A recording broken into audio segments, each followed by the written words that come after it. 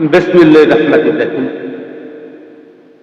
আসসালামু আলাইকুম ওয়া রাহমাতুল্লাহি ওয়া বারাকাতুহু।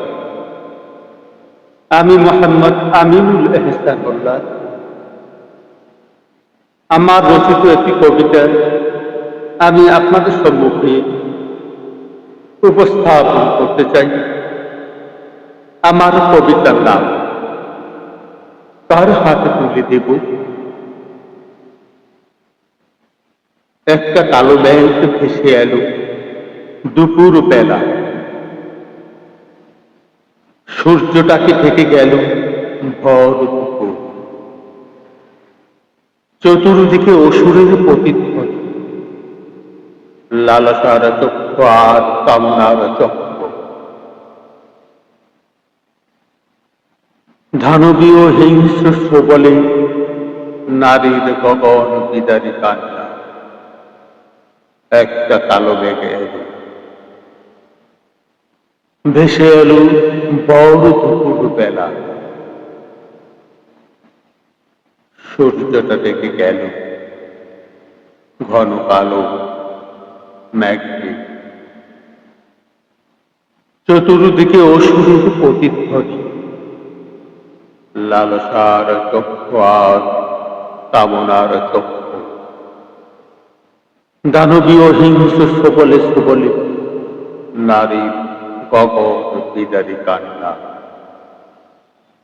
মানব সভ্যতা নিভে গেছে ভীত কম্পিত ধরণীর তটে আলো। হঠাৎ যেন এই পৃথিবীর দর্শকেরা গর্জে উঠেছে অসুরের মতো। আলোর ভিতরে এক আধারের ঘনঘটা। নৈতিকতা আজ জাগে না, আর জাগে না এ প্রাণের স্পন্দনে স্পন্দনে। বিবেক অন্ধ হয়ে গেছে আলোর বিদ্যাপীঠে। চরিত্রের মধ্যে এক লম্পটের আনাগোনা।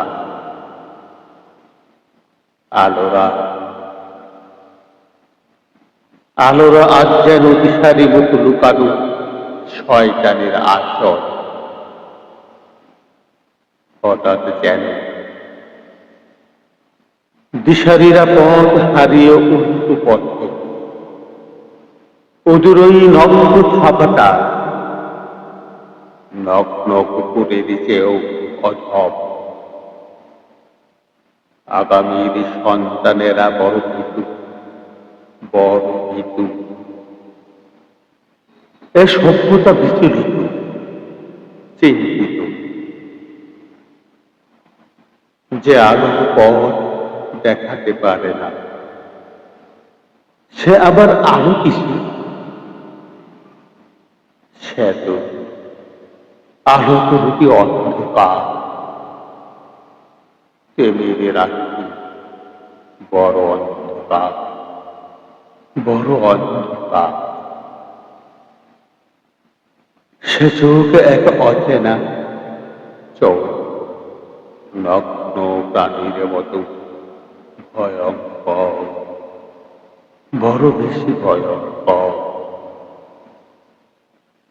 সন্তানেরা দেখি বলল ওরা মানুষ রূপী জানোয়ার, ওরা মানুষ রূপী জানোয়ার। ভয় পায়, বড় ভয় পায়। আলোর ভিতরে অন্ধকার। কার হাতে তুলে দিব জাতির ভবিষ্যৎ, বলো না। কার হাতে তুলে দিব জাতির ভবিষ্যৎ। একটা কালো মেঘ ভেসে এলো দুপুর বেলা, একটা কালো মেঘ ভেসে এলো দুপুর বেলা। সূর্যটা ঢেকে গেল ভর দুপুর, সূর্যটা ঢেকে গেল ভর দুপুর। চতুর্দিকে অসুরের প্রতিধ্বনি, লালসার চক্ষু আর কামনার চক্ষু। দানবীয় হিংস্র সবলে সবলে নারীর গগন পিতারি কান্না, গগন পিতারি কান্না। বড় ভয় পায়, বড় ভয় পায়। আলোর ভিতরে অন্ধকার, কার হাতে তুলে দেব? বলো, কার হাতে তুলে দেব? জাতির ভবিষ্যৎ, জাতির ভবিষ্যৎ। ধন্যবাদ।